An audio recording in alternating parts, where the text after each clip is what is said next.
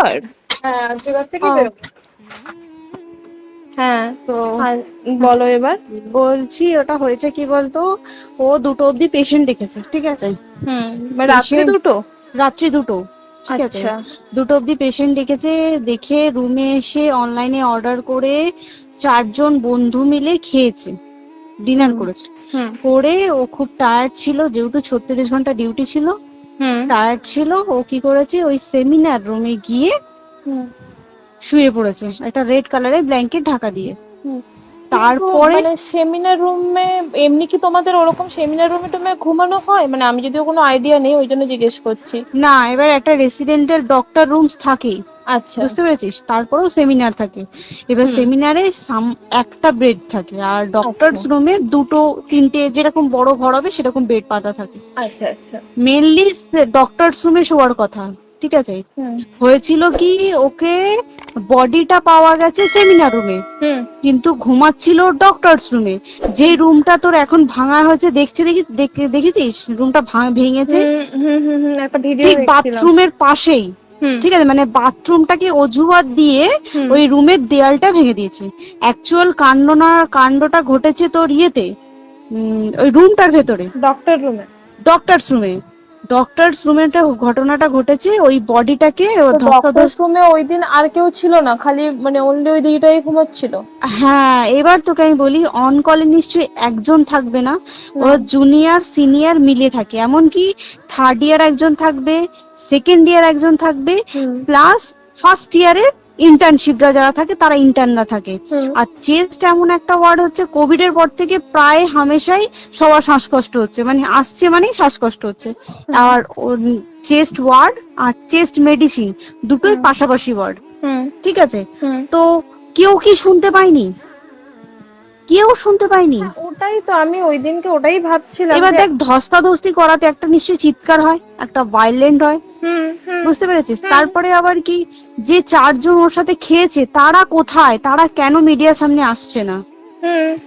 তাই তো, তারা কেন আসছে না? তোমার ওই দিন ডিউটি ছিল না রাতে? ওই দিনকে আমি নাইটে ডিউটি করছিলাম। আচ্ছা। আমি নাইটে ডিউটি করে এসেছি, আমার লাস্ট নাইট ছিল। তো আমার তো 3 দিন নাইট থাকে, 3 দিন নাইট থাকার পর লাস্ট নাইট ছিল, লাস্ট নাইটের পর বুধবার আমার লাস্ট নাইট। বুধবার রাতে ঘটনাটা ঘটেছে, আমি বাড়িতে এসেছি, রীতিমতো বাড়িতে এসে শুয়ে পড়েছি। 3টের সময় আমার কাছে ফোন এসছে যে সবাইকে ডেকে পাঠিয়েছে, ইমিডিয়েট আয়। তখন গিয়ে দেখি আরজিকরে এই অবস্থা, পুরো গোটা হাসপাতালকে ডেকে পাঠিয়েছিল। গিয়ে দেখি পুলিশ ছয়লা, মানে আর ওকে যেভাবে, আমি তো বডিটা দেখেছি রে, মানে আমাদের এখনো পর্যন্ত চোখ থেকে নামছে না, রীতিমতো মনে হচ্ছে মেয়েটা যেন আমাদের পাশে পাশে ঘুরছে, একদম এরকম, মানে মানে অদৃশ্যমান, মানে আমরা এরকম ভাবতে পারছি না যে এরকম ভূত থাকে বা একটা স্পিরিট থাকে বা কিছু। এখন আমরা বুঝতে পারছি না ওর আত্মাটা এখনো ঘুরছে আমাদের আশেপাশে। দেখ, ওর আমার তলাটায় নাকি, তো ওর থেকে ও থাকে 4তলায় ঘটনাটা ঘটেছে, ঠিক 2টো ফ্লোর নিচেই আমি থাকি, আমার রুমটা, ঠিক আছে। কিন্তু তাও আতঙ্কে আমরা মানে একদম স্তব্ধ হয়ে গেছে আরজিকরটা। কিন্তু ব্যাপারটা হচ্ছে, তাহলে ডক্টরস রুম থেকে ওকে সেমিনার রুমে নিয়ে যাওয়া হয়েছে? হ্যাঁ, অবশ্যই নিয়ে যাওয়া হয়েছে।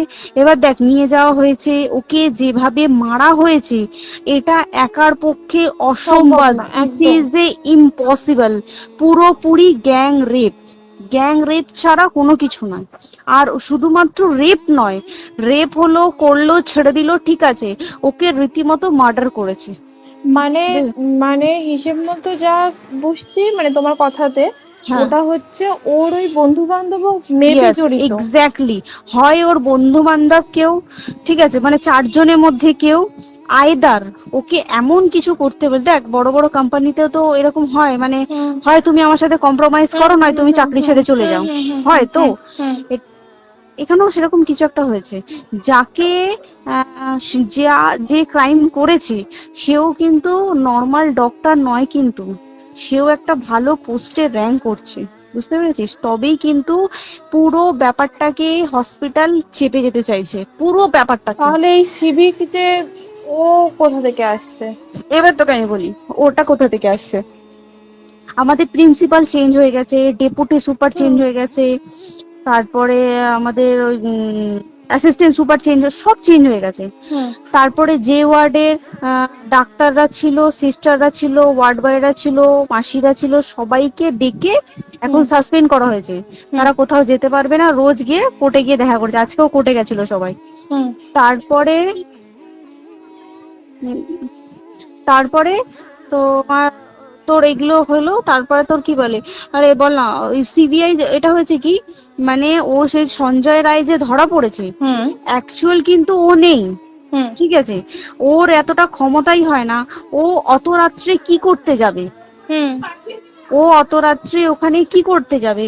ও না পেশেন্ট, ও নাকি বলছে দালাল পেশেন্ট নিয়ে গেছে। তো পেশেন্ট নিয়ে যখন গেছে, দিদিটার রুমে যখন যাবে, নিশ্চয়ই দিদিটার রুমে কোনো কাগজপত্র দেখাতে যাবে। সেই অবস্থায় গিয়ে দেখে যে এরকম এরকম ঘটনা, তা ঝাঁপিয়ে পড়েছে ওর উপরে। হুম এরকম কিছু কি, তাও কিছু নয়, শুধু গেছে দেখছে ড্রিঙ্ক অবস্থায়, ওকে ক্যামেরায় দেখা গেছে ড্রিঙ্ক অবস্থায় গেছে আর এসছে, এইটুকুই দেখা গেছে। তারপরে হচ্ছে কি, তোর অনেক রকম, এখানে অনেক রকম ব্যাপার আছে।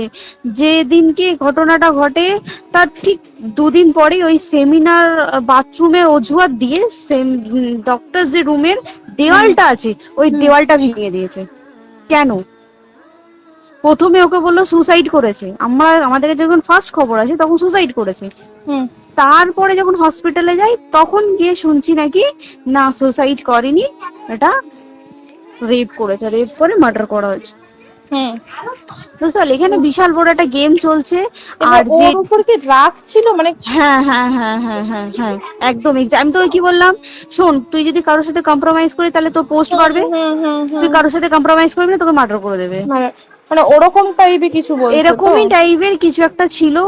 আইদার খুব রাফ, মানে খুব রাগ, খুব মানে খুব ওর উপরে খুব ফ্রাস্ট্রেশন ছিল, যারই ছিল খুব ফ্রাস্ট্রেশন ছিল।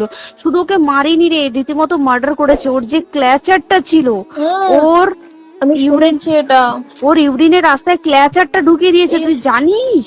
মানে কি বলবো, মানে ওকে দেখা যাচ্ছে না, আমরা তো দেখেছি নিজের চোখে, ওকে দেখা যাচ্ছে না। মানে একটা ব্লিড, মৃত্যু কতটা, মানে এই তো মানে প্রচন্ড কষ্ট পেয়ে একটা মেয়ে মারা গেল না? আর ওর যে গলাটা চেপে ধরেছে, আহ ওর ওই চেপে ধরাতে মানে এতটাই জোরে চেপে ধরেছে যে ওর চোখ ফেটে রক্ত বেরিয়েছে। ছি, ছি, ছি। বুঝতে পেরেছিস? মানে মানে কি বলতো, যদি ধরা পড়ে না, উচিত মানে যারা এটার সঙ্গে দায়ী না আর এই ওদের। যে সিবিআইটা হয়েছে, সিবিআইটা একমাত্র আমাদের জোরেতেই সিবিআইটা এসছে। মানে আমরা ওই সঞ্জয় রায় একার পক্ষে সম্ভব না এইসব। তারপরে পোস্টমর্টম রিপোর্টে তুই জানিস, ওই আমাদের ভাজাইনা থেকে 150 গ্রাম স্পাম বেরিয়েছে। ইস, পোস্টমর্টম রিপোর্ট 150 গ্রাম স্পাম, মানে বুঝতে পারছিস? Not a calculated, minimum minimum কম করে 6 থেকে 7 জন করেছে ওকে। ছি ছি ছি।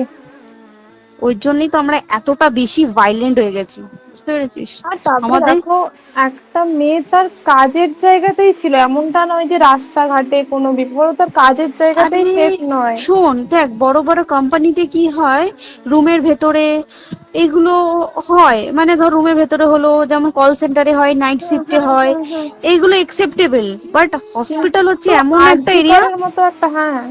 আরজিকর বলে না, যে কোনো হাসপাতালে কেউ যদি স্ব ইচ্ছায় কারোর সাথে রিলেশনশিপে গিয়ে করতে চায় সেটা আলাদা জিনিস কিন্তু, হুম ঠিক আছে?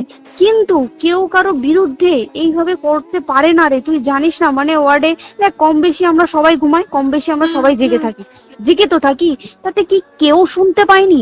তার কি একদম ভাইলেন্স ছিল না?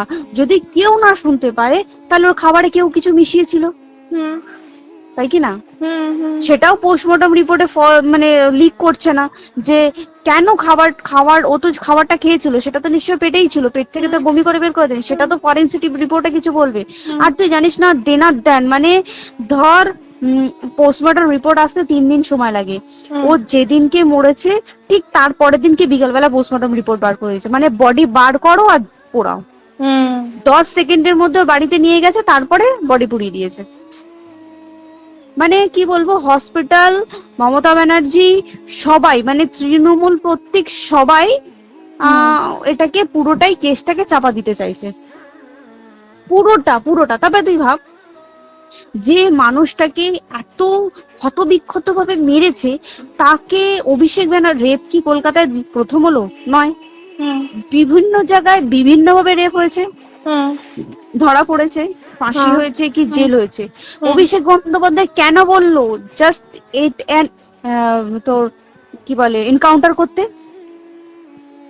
মানে কি সঞ্জয়কে যদি এনকাউন্টার করে পুরো কেসটা চাপা পড়ে পুরো যাবে, কেসটা চাপা পড়ে যাবে একদম। স্টুডেন্টরা ঠান্ডা হয়ে যাবে, হুম হুম। আর আমরা সেটা মানবো না, আমরা সেটা হতেই দেব না।